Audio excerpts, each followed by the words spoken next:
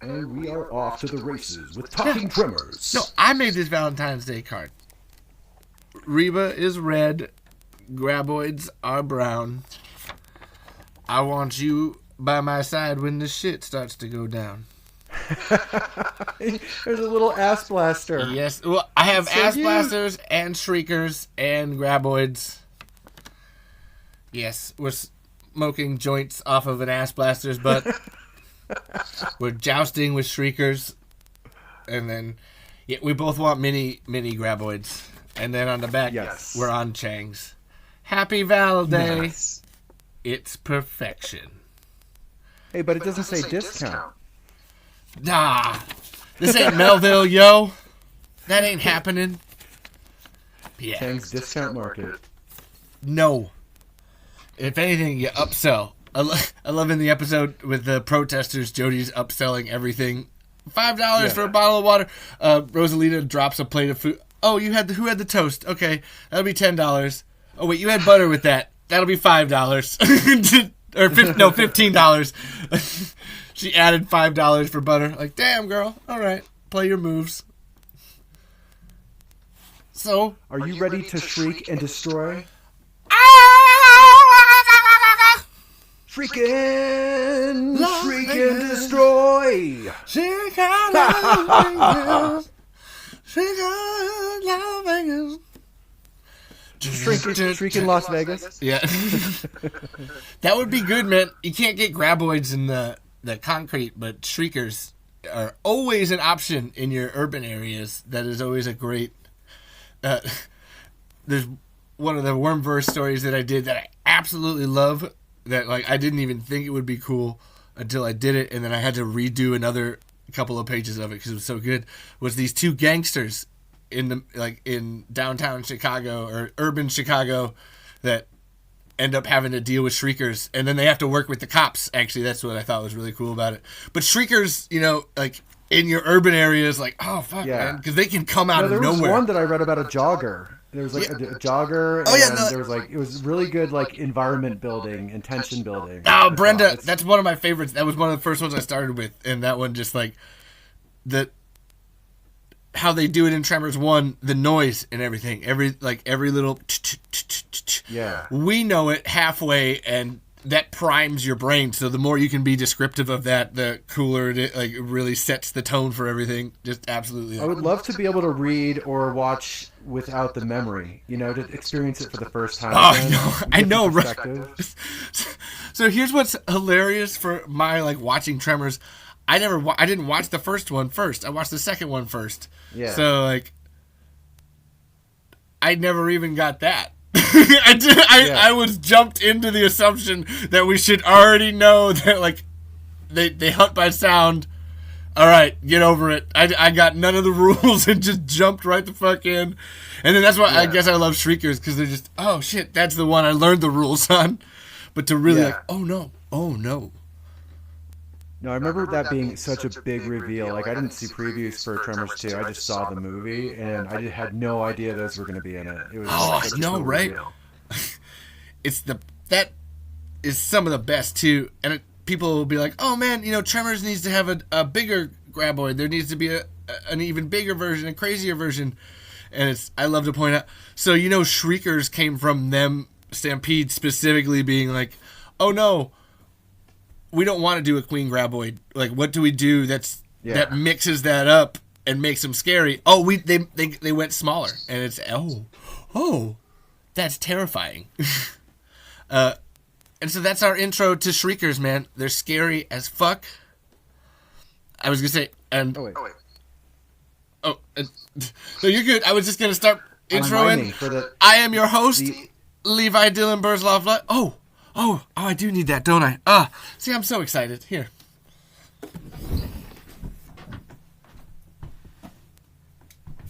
Do.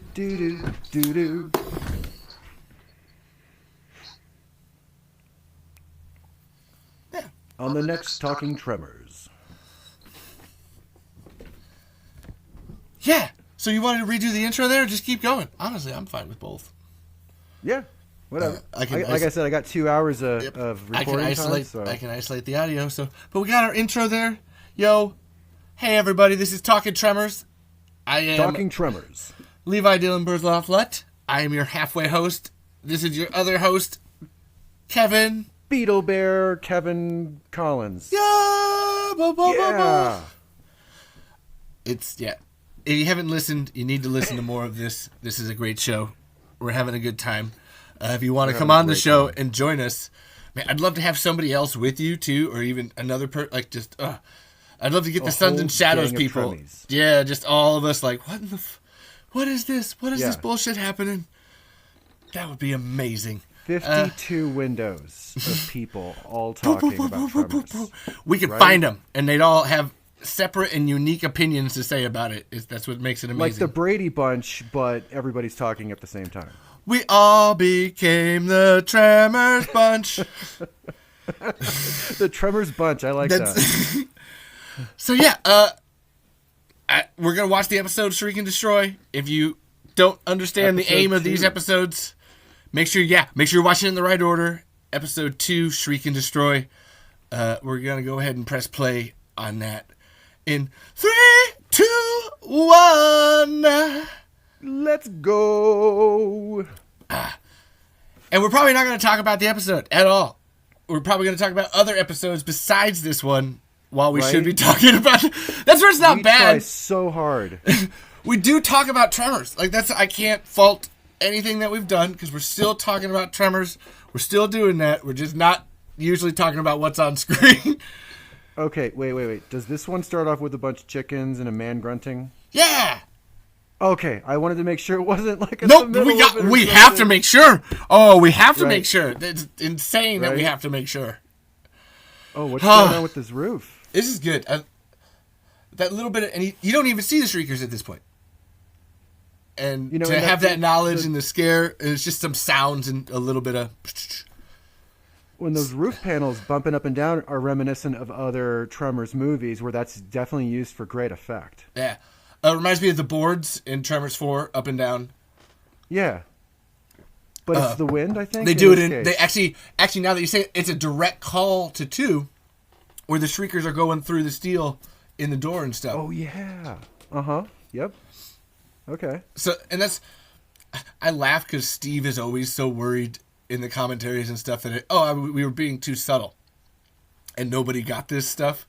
I'm just like, I would have thought that you thought you were being overt about it, but it's pretty clear. That means we have to point out every little detail. Yeah, I know. Right? That's what I'm trying. But it feels like that's just a call. Like you're trying to think of that. That's a call. And then, this Shriekers at night, scary. Yep. I'd love to see him in the day. We do see him in the day and they're scary. I don't know about scary in this episode. It's easy to take. No, because they have a couple of these great gore moments that I think are too gory but make it scary. This is the best reveal of the TV series if you watch it in order because you get to see practical effects in use for the first time. Well, maybe not for the first time. El Blanco is full practical in that store. Yeah. They do. Whoever was on set was not. Oh, yeah. That's a full one. Yep. Uh-huh. And everybody hates on... I was hating on, like I said, the Shrieker CGI in 2 is a little iffy. So to see that full practical is like, that okay. CGI Shrieker from, 7? One of them, it looks like an alien dinosaur thing. It's just so unbelievable. Yeah. I can believe the practical Shriekers totally. Yeah. I can believe that exists. I'm always afraid I'll walk out my door and there's one right there. It's just, I don't want to go to any other continents because, there might be Shriekers and ass blasters. Norris. Sorry. And Michael Gross. No. Yeah. I want that ass blaster wind chime. I was looking at these as we were repeating the episodes, and I kept coming back to that. Burt Gummer Survival School. Do what you can with what you got. And actually, oh my God, I didn't see the do what you can. I just saw that for the first time. I was just calling it out loud. But that's why Larry ends up saying it. He's got the giant muscles like Arnold Schwarzenegger in the picture. She made me look like Rambo. I would never wear a bandana. And there's they call out Rambo. There's a bunch of references in Tremors 7. Look at you, Ramboy. And it feels unearned. It feels weird. I don't know, man. Like, where this is like you're making actual fun of what you're doing when you reference stuff in 5 through 7, it just feels like you're just referencing other movies for the sake of referencing them. And because the Rambo thing is straight from Tremors 1.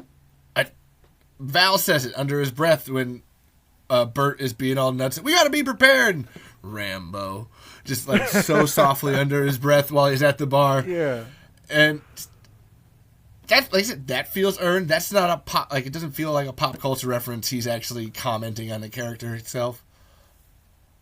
So I don't think this is going to add any value at all to the podcast, but do you think those are Entenmann's boxed donuts in the donut container? I keep wondering that every time I see the donuts in Chang's. Maybe. I love Entenmann's. Me too. No, I did. My daughter loves them, so I get them for her all the time. Caitlin and I did a play, a little 10-minute, 15-minute alternate reality play that ended up centering around this couple loving Entenmann's. And I was like, oh, I love some Entenmann's. Entenmann's moments. And I love Burt Gummer in the series. He always seems like my grandpa or my uncle or something. Like with those flannel shirts and stuff. Like that's no. Yeah. Did you? Oh my god! I just noticed you changed shirts. Look at you. Like you're hilarious. Yeah. No, costume change. Good job. This is totally do it up, man. Day. It's a different day. Different week. I told you I had the Earl shirt. This is an Earl shirt. You were. I was wondering why you didn't wear it. So that makes a lot of sense. Booyah. Yeah. You look good. That denim is good on you. I even grew in the Burt Gummer mustache overnight. I was fully shaved last night. Yep. Like squeeze this and pops out. Ouch. Seems like a painful process. Maybe don't. I love when Bert's walking. He's kind of doing that thing with his shoulders and his head. It sells what he's saying with body language. He's really great at body language. There's his walk or whatever. Yeah. His strut that he's got. As an actor, I know exactly. Like when you have a character's posture, it makes it so much easier. You just get right into it. You're talking about my impressions. I have to think of the body language. It's a huge part of it. Yeah. And Fred Ward talks about that. Lance Gilmer was talking about that. Dusky L, where it's, oh yeah, he could just go in, do it, leave, go read a book, come back, and just assume the posture, and he's back in it again. To know that is really, when you know what to do with your hands, it goes a long way. Yeah. Okay, so what are they talking about? Oh, they're gonna. Oh yeah, they're putting in the Seismo gear. No. This is Twitchell is halfway forcing them to go kill the Shriekers. Newsflash: slavery was a boss in 1863. I learned that from Tremors. I halfway quoted it wrong the other day, 1867, and then I heard it 1863. Oh, it's 1863. Okay, I'll never forget that. 1863. Any gun I want? Eddie. And then he doesn't even get. Damn it! I told Twitchell 1,000 rounds wouldn't cut it. He never get. And actually, that was my point in the other episode. Does Bert's gun ever really help him? Nope. He gets all those guns from Twitchell, and there's not enough ammo because Shriekers. Yep. Shriekers demand firepower. It's the only way. Yeah, would you? Okay, here's another. Would you take the Graboid tour? That's one. I would not live in perfection, but I would visit the fuck out of it. It would be I feel like everybody who's taking the Graboid tour doesn't believe that they exist. Like they don't understand the risk of what they're getting involved in. But that naivete comes with not being from the area, I think.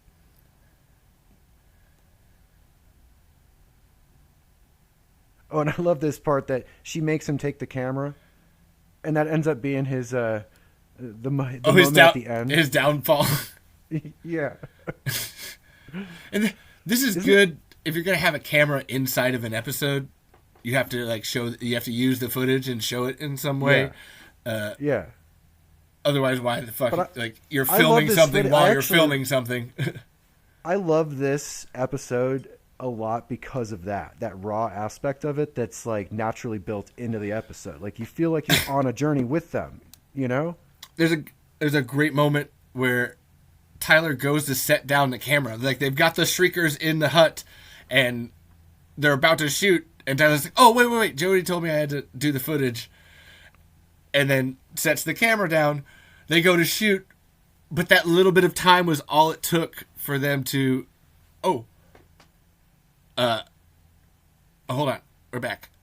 Pause it. You're back. Okay, cool. Yeah, we're back. But that little bit of time was all it took for the Shriekers to run away. If Tyler hadn't stopped and placed the camera down, they could have killed all the Shriekers, but he had stopped to do that, so they ended up like running away. I'll make sure to point it out when it comes later. Or when Twitchell, like, take the camera while I drive. Yeah. A day at the fair. This is a great episode of all bringing things back around. See, it pays to make friends, Bert. And then if Tyler hadn't been nice to the baseball team, they wouldn't have decided to come back around and save their asses at the end. No, and I love that at the end where there's like a rushing of guys. They are all like country-looking guys, and they all work together to board up that hole. Like, the way all those guys acted in that scene, there's something about it that really... They were listening to Tyler, and they were just like, let's go. All right, that guy knows. Yeah. Like, let's just do it. There's no argument. There's something awesome about seeing a team come together suddenly to like work together to accomplish a goal. I don't know what it is about that tickles me so. If you know there's a threat and people don't fuck around, it helps a lot too. Just like, oh man. Yeah, the government guy said we should go. Not that we should always listen to government people, but oh yeah, that guy that said there's monsters said that there's monsters coming. We're going to react normally and try to do something. Yeah. Like, actually, these two cops or whatever, like, yeah, you know, we're big fans of you. I read all about you in the Inquirer. All we got is a couple of pistols and our 12-gauge pumps. And they end up dying. I feel really bad because it's like they wanted to try. But, you know, they got fucked because Shriekers suck. Yeah. You know, and they were like fangirling out. At first, you're kind of almost led to believe they're just going to be numbskulls or something like that. But you know, it builds a little bit of the character around them, I think. They're not just red shirts. They had a life before they died. Yeah, you know, they had some reverence for what Gummer does. And even setting it down, always ready for it. Mm-hmm. If you're gonna use the camera, if it's gonna be there, you better make fun of it. Isn't this the scene? No. This is later. They get them all here. But that would actually make sense. He set it down the first time, thought he was good, and then the second time was when he screwed over. That's Tremors for you. I love the use of the sheets or the linen hanging from the lines to kind of obfuscate the Shriekers as they come. You can actually build the impression that there's a lot more than there are because you can't see what's behind. Yeah. That's where the CGI is a win. You can't hate on CGI because you need it to get those numbers, to get all those Shriekers swarming. I think human beings would rather be impressed by the cleverness of other human beings than the algorithm of a computer. Yeah, really. Like that sheet thing, there is a practical. There's a picture of the practical actually happening where there's a physical Shrieker on location going through those sheets. Yeah. So you got to start with that base. It's all who's about our friend base. On Twitter? Lance? Is it Lance, the one that actually had to be inside of a Shrieker in a Tremors? Oh yeah. The Shrieker backpack. Yeah. Yeah. Yeah. It's a whole. It's like having a little kid on you. They're freaking heavy and hot and terrible. Yeah, and you can't see much, right? Nope. It's you're wearing an animal on your head, like, and I think they only see it maybe out of the mouth. I'm not even sure that much.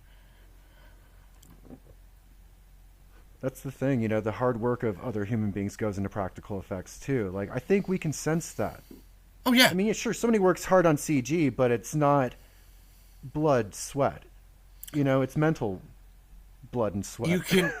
It's what they say about the trying to combine the two physics of quantum mechanics and relativity to account for every single variable in a realistic world is impossible. You're not gonna. Yeah. You can't. As much as you could checklist everything, you're not gonna get it all, man. You have to be on location in it, really fucking it up. You'll always learn more from fucking it up than you will from getting it right, and doing that in the real world setting, it gets you. It's way more. And the real world is chaos. I mean, let's face it. There's no complete order anywhere in the world. There has to be chaos for it to work. Chaos is essential. Life finds a way. Yes. There's, yes. It breaks free. I actually had to stop. I was like, no, it's not. I do that to my wife all the time. I'm like, hey, it's blah, blah, blah. It's Thomas Hanks. She's like, no, it's not. I got caught up. I keep looking at that piece of meat back there. Like you said it. Right? I was like, I really do want to eat that. I'm sure you've been to a fair and had a haunch of meat from something like it's like a pig. As everyone should.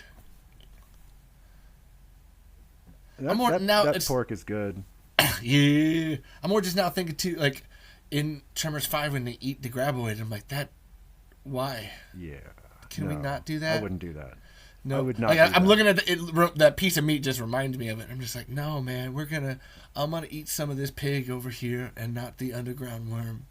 I'm good on that. I mean, I might eat graboid if it was the only edible source of food and I was starving to death. I might eat graboid then, but I wouldn't eat graboid just for shits and giggles. Or funsies. Or whatever the kids call things these days. Them damn kids! They're yeetings. I don't know. That was what... All language is language. It doesn't matter.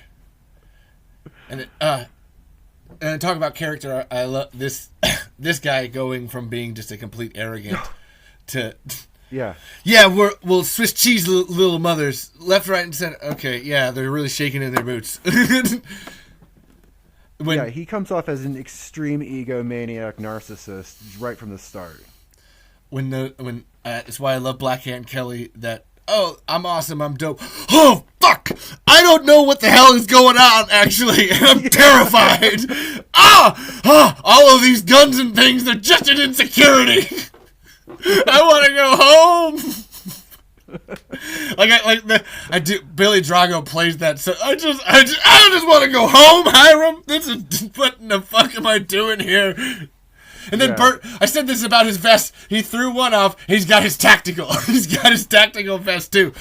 Yeah. Shut up, man. All right, now listen. We're fighting Shriekers. Time to have grenades. He's got 4 different ones, and they're all set for different situations. Knickers? Is that British for pants? Or underwear, I think? Knickers. No, that's underwear. Trousers. Oh. Trousers, yeah. Oof. And then, I'm not 100% sure that this is exactly what should be happening in Tremors. There's a little too much there. But also, it's real. Right. It seems like a lot of viscera and detail on the gore, for sure, compared to other Tremors. I feel like if you had just eaten them and had like a little bit of something left, it would have accomplished better. What I don't buy is that Shrieker's left anything. Right? If it was warm, like he literally picks up the shotgun to be like, oh yeah, they bite anything that's warm. The bodies are still warm. The bloody handprint on the hood or the door with the hood ripped open. I mean, that implies enough right there. Yeah. To have the strewn all over the place. Yeah. Not so sure. Yeah. I mean, they could be sloppy Shriekers or lazy ones. I don't know. We don't want to eat the rest of this. It's all right. Well, come back later. I gotta say, nope, they're ravenous. Shrieker, as everything that I've read on the subject, they are supposed to be, they eat fucking anything. Yeah. So that's wrong, Wait, TV does dude show. have an Uzi? Wrong. Yes, he does. Is he wielding an Uzi? He's from another continent, or he's been there, so it's okay. I wonder if these are the illegal weapons. I still, right? I keep thinking of that. Just like, oh no, I hope not. This kind of reminds me of the scene. I think it's Tremors 2, where they have to cross with the doors. It's slightly reminiscent of that. Oh scene, yeah, I'm seeing the industrial aspect of it. Yeah. Never a bad spot to put Tremors in your urban areas. There's a lot more places to hide. That's why I love Shriekers in a city. There's a lot more places for them to hide and jump out. I'm looking at this junkyard, just like, oh shit, what if, over there, back there. Huh? What if it's in that barrel? What if it's in that pipe? Mm-hmm. Yeah. It could be anywhere. Anywhere. I mean, urban setting is terrifying. Out in the desert, you can see everything coming. That's why graboids are scary. You don't see them coming, but with Shriekers, you'd be like, oh, I see that thing all the way over there. I'm gonna shoot it. Well, man, ass blasters would be great, like in a jungle or a tree, forest type of situation where there's a lot of like vertical obstacles and stuff. That's Plus one question. How would you make? Yeah, how would you make ass blasters scary? I have a question for you. How would you make ass blasters scary? Like scary with their existing properties, or scarier?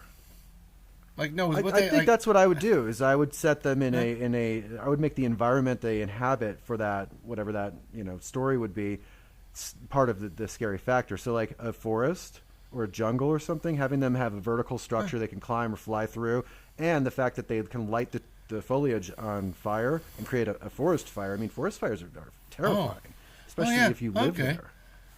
Ah, and they wouldn't mind because the heat helps them. Oh man, they could do that intentionally too. Oh. Or even like a different kind of, like an industrial situation where you still have the vertical, maybe a refinery or something like that. That would be terrifying too, because they could light it on fire or damage the equipment. Yeah. Oh shit, yeah. Yeah. Ooh. But really make that scary, I would combine the oil refinery with like a military installation too, so you have like weapons involved, so that you can have a chain of cataclysmic reactions and stuff like that. Yeah, they could be used in different ways, I think. Do a combo. It seems like you're reminding me of Predator, at least with the jungle, and even Predator 2. I don't know. Combine those two. What would you do? In and out. Cave systems, honestly.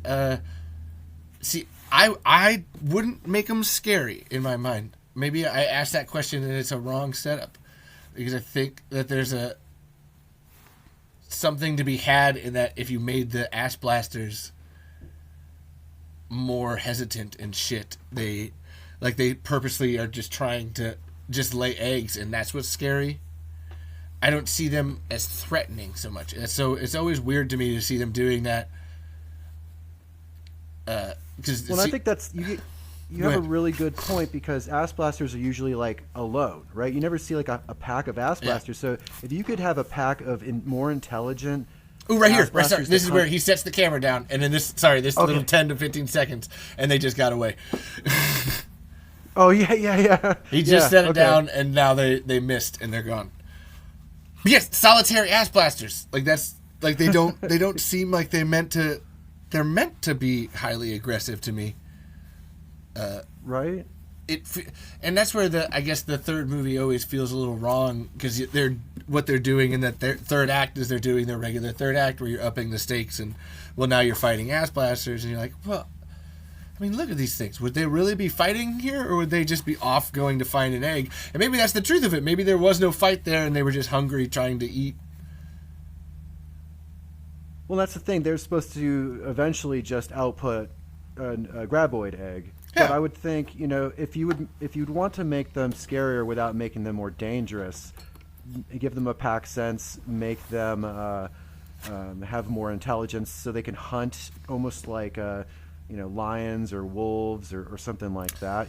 Stalkers. That way the fear is, it's not about the one graboid, or not about the one ass blaster you see. It's about the three others that are stalking you.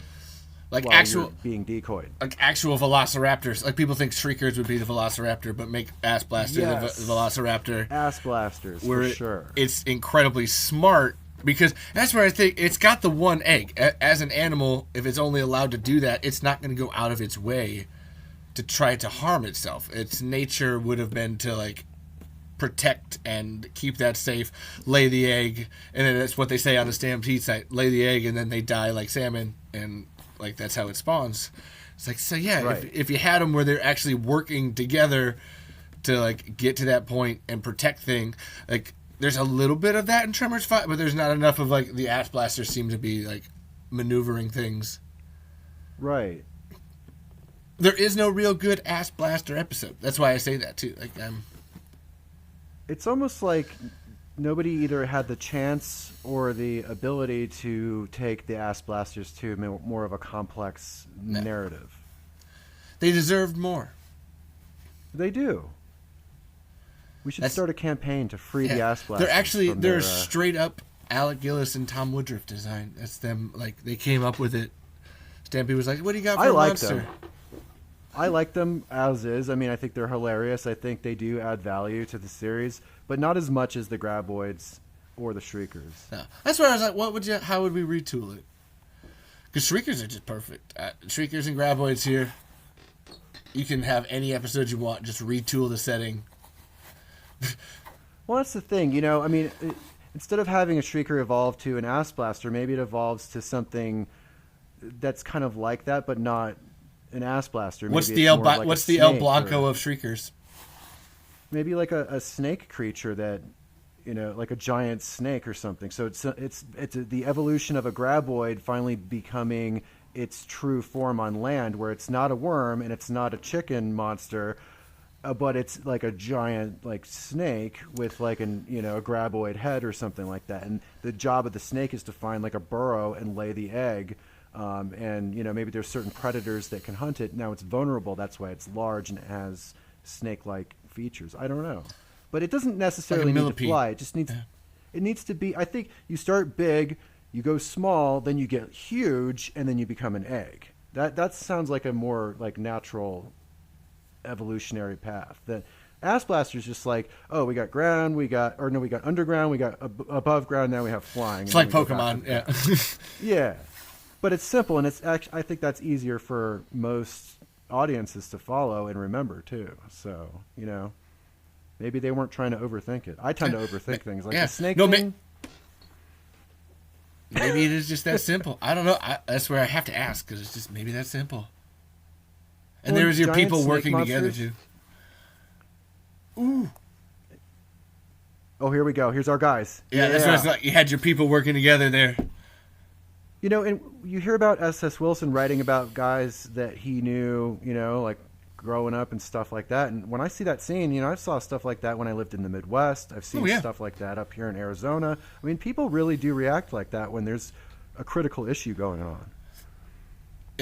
You have that, there's always that one guy in the zombie apocalypse that gets bit and brings it in. But then there's the other 95% of us that are all actually trying to like do things well and will work together when a time comes.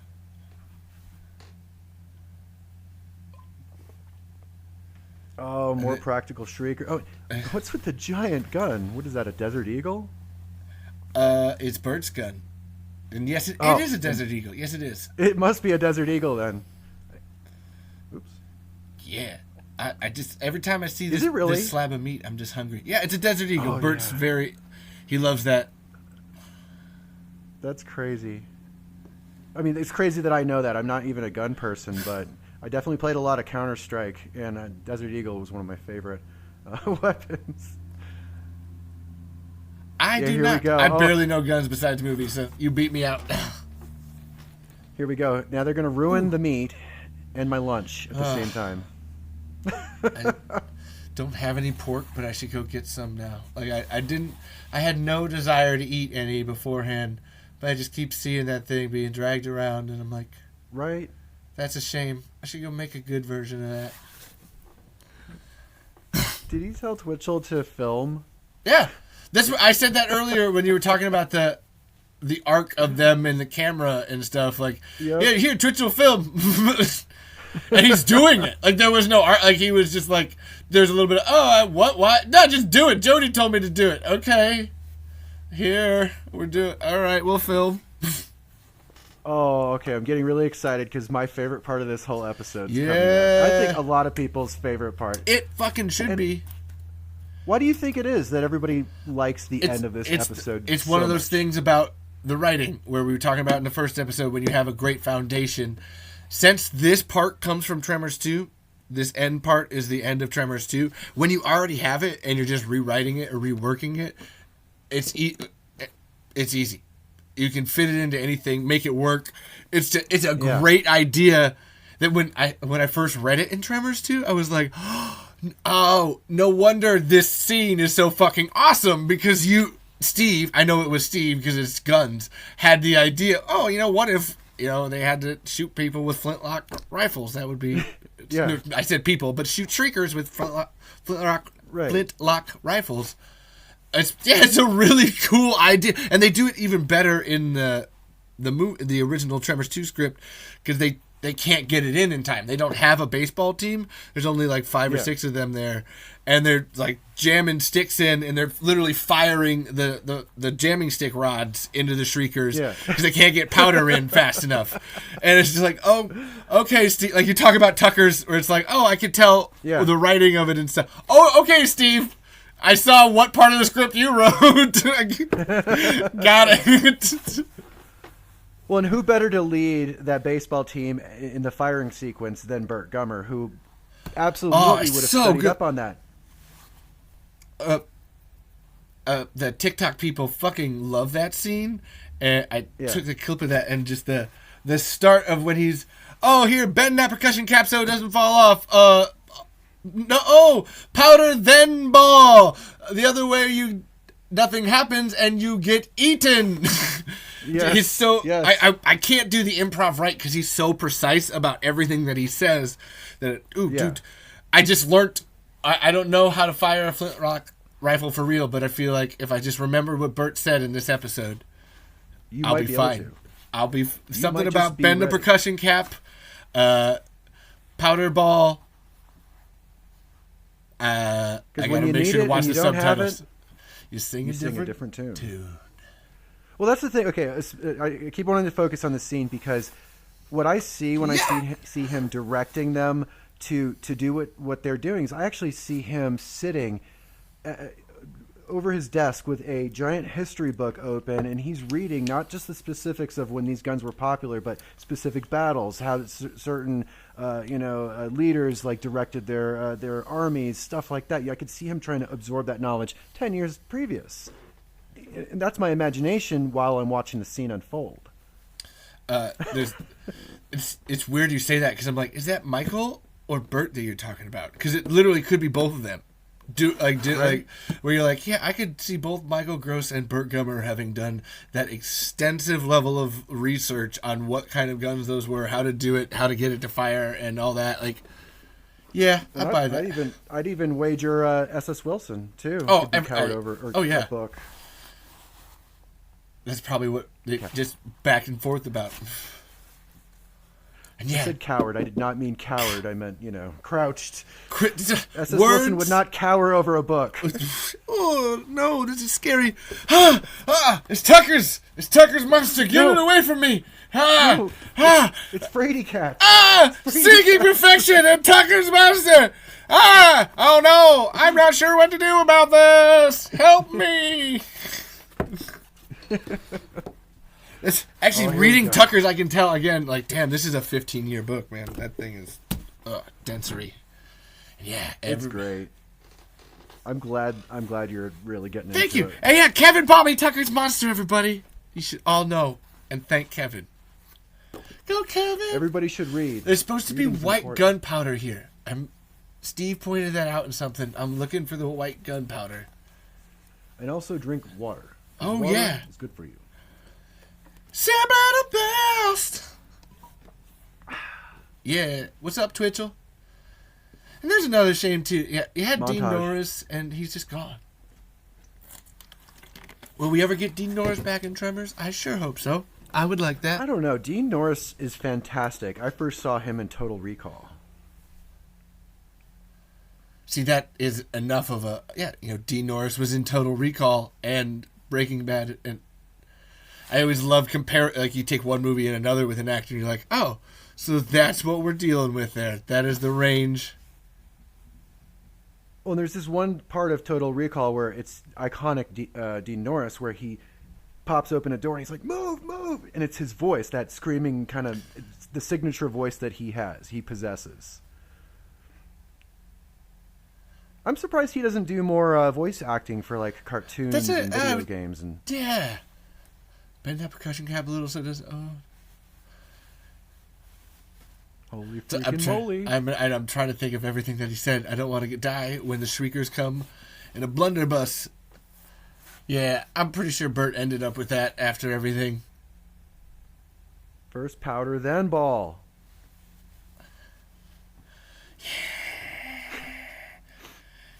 And it's lucky no one died here. And you know what? There's the Alec Baldwin thing that always gets brought up with the guns or whatever. Like that. There's an entire episode of Tremors. There's a scene in an episode of Tremors where we go through our safety with a gun and like doing it properly. And okay, if we're gonna have a line of fire, one guy, people in the front, people standing in reserve. I saw this episode for the first time after that incident happened.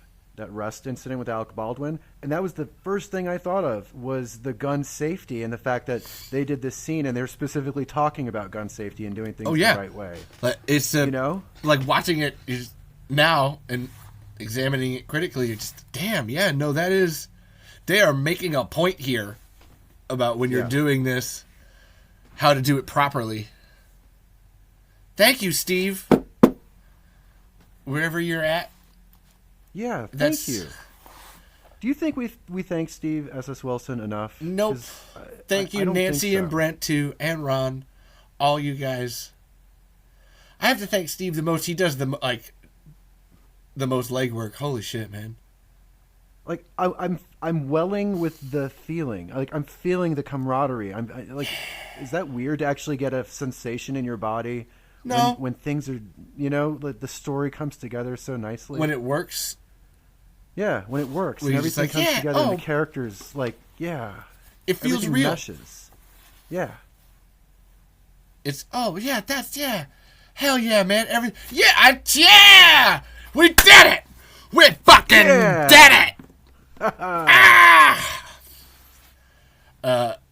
It's what the Tremor, all of the original movies do it, where by the end you're just like, fucking yes, man, we did it! Yeah. When Stumpy goes over the cliff at the end, you're like, yeah! When the building blows up at the end, you're like, yeah, we did it! Yeah! With the final graboid and forward, you're like, yeah, we did it!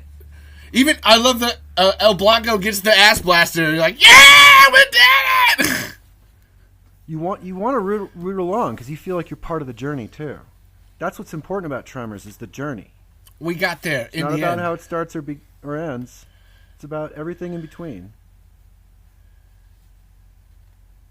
It's a fun time, yo. That's why I don't want to hate 5 through 7 because I wish I didn't know the behind the scenes.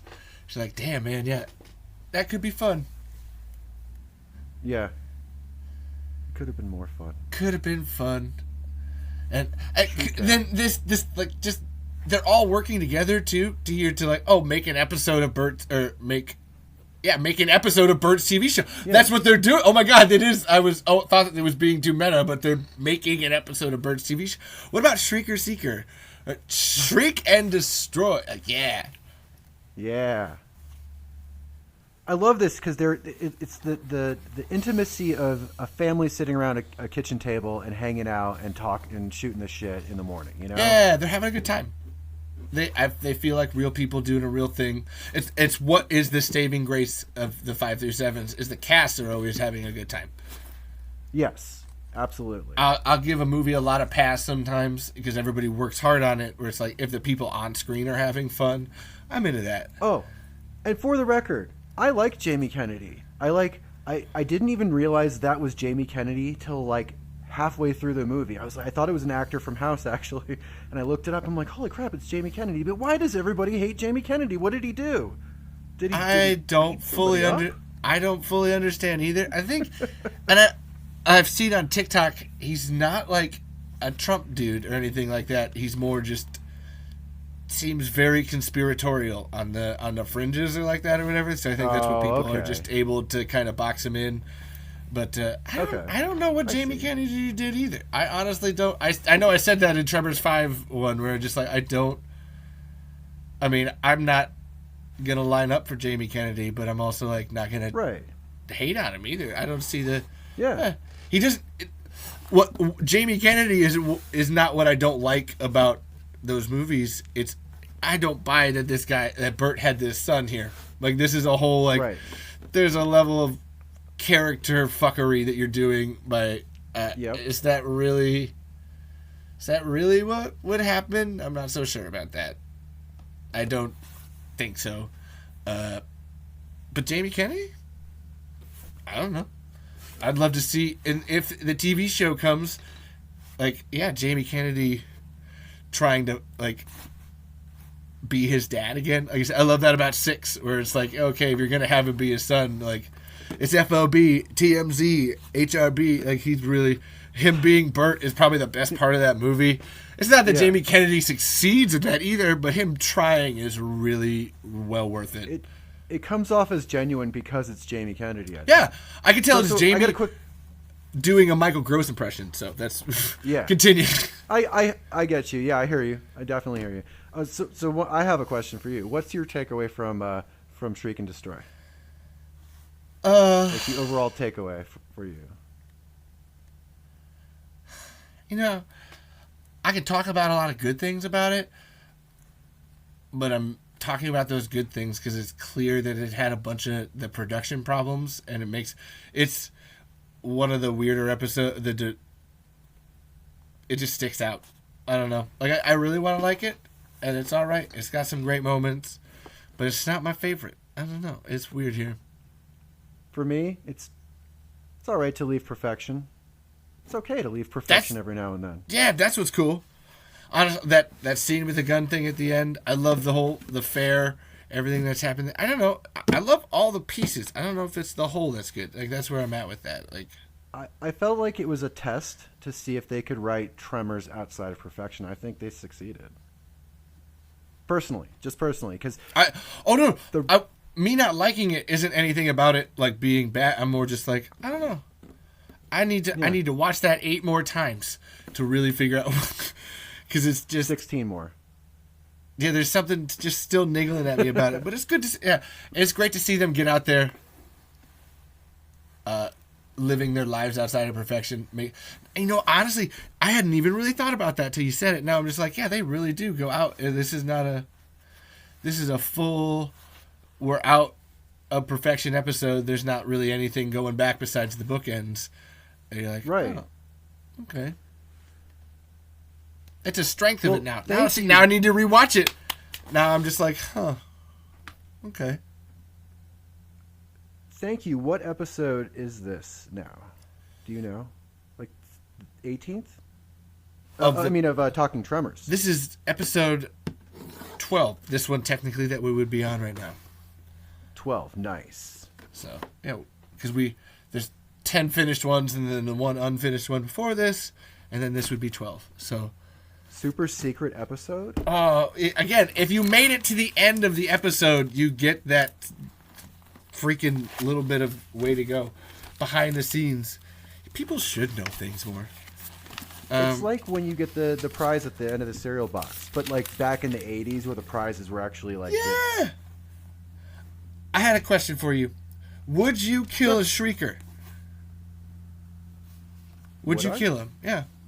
Sure, why not? It would depend on the reason or the circumstance. Yeah. I wouldn't just go kill one for shits and giggles. I would kill one if it's going to kill me or my family or you. Or like, I don't know. I would love to try to capture one. That's so cool. I know that they're dangerous, but also I want to grab one. And I think it should be studied. It seems really important. It's the only one you could try to grab. I think it would be a good pet if you could control its breeding. Like, don't feed it ever. But then I guess it would die, right? Well, then on that same question, do you think rescue Shriekers are a good idea? I think a rescue Shrieker would be a good idea if you somehow had a facility where you can actually control the population of your one Shrieker and utilize it for some kind of purpose. Like, there's an episode in the TV show where somebody's trying to do that, and they obviously that's why I had to ask was. Yeah, no, I think that specific episode it was a good idea, but the people that were doing it were naive, not prepared. Yeah, that's the point. They did not have a backup. Yeah. Yeah. I should have written some questions for you. Oh no, you're all good. I'm just going through them all here. What's the last book that you read? Seeking Perfection. I wish I haven't been able to read nice. books in so long. I guess. Yeah, Seeking Perfection, folks. Seeking Perfection. What? Buy it. I'm all over the place. Yes, Seeking Perfection by John Melville. Or is it Jonathan Melville? Yeah, Jonathan Melville. He's John on Twitter. Yeah. Here's one. What is your favorite of the three monsters? Graboids, Shriekers, and Ass Blasters. Graboids. Graboids, to me, after knowing them for so long, because I saw Tremors in the theater when I was 11 years old. That's right. My dad took me to see it, and it was awesome. And back then, I was completely terrified of... this was in the Bay Area. I lived in the Bay Area where there's earthquakes. And we had an 8.7 on the Richter scale in '89. So I was frightened as a child of earthquakes. And so anyway, he took me to see Tremors. And man, I was terrified back then. But over the years, I'm 42 now. And I feel like they're an old friend, like an old dog that you've had for a while that you just love to death, and you want to pet it. And especially when you watch the TV show, you kind of start to get the same sensation from the other people in town. Is they almost feel like El Blanco is a friend too. Oh yeah. Or they maybe want that relationship. So yeah, I definitely choose a Graboid. Yeah, sure, they're kind of big and they aren't really like a puppy dog, but they're just, I don't know, there's something comforting about them to me. I just saw somebody on TikTok talking, I want a plushie Graboid. And they're adorable and they're cute and I want one. I was like, yes, me too. I need to hold one. A plushie Graboid would be a great pillow too. Like, if it's like that big and stuff, you can hug it and use it as a pillow. A full body Graboid pillow. Oh man, that would be perfect. Yeah. Get on that. Where's your merch? I know there won't be any. You could have tongues that you could pull out, right? And you can attach to like muscles, and then it does that electric massage to your muscles, Ooh. right? So it's like a pillow, and it also gives you electronic massage. Oh, okay. That sounds like an erotic pillow. That's more for our Rule 34 audience. Oh yes, wink, wink. That's where the waifus are at. Waifus, yeah. That's what I think of. But shit. Any questions for me? I was gonna say I got more questions for you later, but any more? No, not right now. I'll ask you more questions in the next episode. So you'll have to stay tuned, audience, in order to see that. Hey, there's a beam of light shining on me. I don't like that.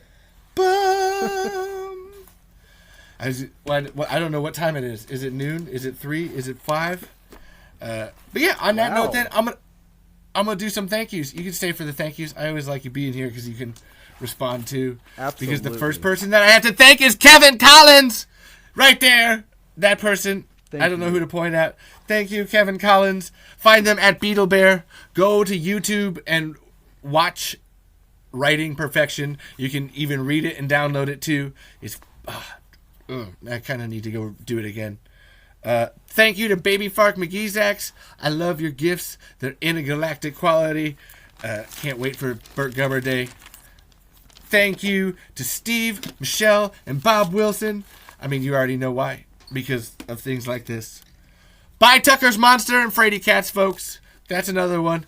Go to @RealDeal Productions. Find them on YouTube. Anywhere. You can do it. See, Kevin's got it. He knows what's up. Thank you to Kevin Smith and Harley Smith and Jeff Johnson of the Sons and Shadows podcast. We're always here for you. You folks are the best. Thank you to Glenn and Brent Maddock. Glenn, thank you for coming on our podcast later. Can't wait to see you. Thank you to Nancy Roberts. Can't wait to see that. Oh, I know, right? Oh, thank you, Ron Underwood. Thank you, guys. It's going to be freaking awesome. We're going to find out what happened on this TV show. Thank you to Jonathan Melville. If you haven't bought it, go out and buy Seeking Perfection, folks. Go buy it. It's the best. Brilliant writer, and you should buy his book. It's really good. It's not. I mean, really. It's being racist. I'm being a fucking fuck. Go and listen to these podcasts, people. We have issues. Rotten Treasure, Measuring the Score, Everything I Learned from Movies podcast, Run for Your Lives podcast, Cabbage's Hip Hop podcast. Did you know there's a Call of Duty mod on Discord with LoJack? You need to go check it out. It's a Tremors thing. I've never played it because I don't have video games. But I want other people to play it because why the fuck not? Go check it out. Call of Duty LoJack. It's pretty simple. Tremors mod. Yo, Nate Crabtree over in Britain. I love your Burt Gummer costumes. You're the best, bro. Keep it up, honestly. And on that same note, keep it up to Bob Rushy, Alicia Pearson, Ashy Slashy, and Metal Rican. Just some great Tremies. Just go look up those names on Twitter and everywhere else and go follow those people. They're just awesome. Thank you to Rattlecat and Rattlesire. I don't know, or I think it's Rodney Kerrigan. Thank you, Rodney Kerrigan. I finally found out their name. Thank you. Thank you to Zoran Gavojcic. I was listening a little bit of the kill count while we were taking a break. Oh, man, that was disappointing. I meant for him. Like, he's already into Tremors 5, just like, oh, this is bad. This is, like, it was just the... I can tell the disappointment. It's already there. So I can't wait to listen to more. Thank you to Octavio San Juan. Can't wait to have you on this podcast. Can't wait to hear and see and read your new book about Tremors. Me too. I know, right? Thank you to Gladys Jimenez for also being on this podcast, too. Rosalita. Da, da, da, da. We love you, Rosalita. We cannot wait to see you. Thank you to my family, my mom, Desiree, my dad, Dennis, my sister, Lacey, my nephews, Shonday, Chantrell, Samaje, Shamar. Thank you guys. You're all my inspirations and my loves. And a super huge thank you to Caitlin Marie Lutt. I tip my hat to you. You're the best. Always there. Thank you. She's actually got a massage right now, so she's not technically here right now, but still there in spirit. And any thank yous for you, Kevin? I would like to thank you, as always, our fabulous host with the most, and for everything that you do. And definitely would like to thank Mandy Collins. I went upstairs and I said, I thanked Amanda Collins. She's like, you said Amanda? I'm like, oh. So thank you, Mandy Collins, for being an awesome human being that's married to me, of all people. I think I'll leave it at that. Thank you, Amandy. Nothing. I was combining them. Thank you, Amanda. Me. I say Amandy. I say Amanga. I mean, I give her all the, I try to annoy her all the time, but she's got such thick, tough titanium skin. You thought I was going to say something else, huh? Yeah, you were definitely not pointing at skin. This tough titanium skin. That was a perfect bit. You got to watch the video version of the podcast, folks, for that one. That was perfect. That's and on that note, tune in on YouTube and other places. Everywhere. Everywhere videos are sold. Yes. If we can sell an empty box named Tremors. Yeah. And that's what we did. And we done. All right, Kevin. Right, I'll see you for the next episode.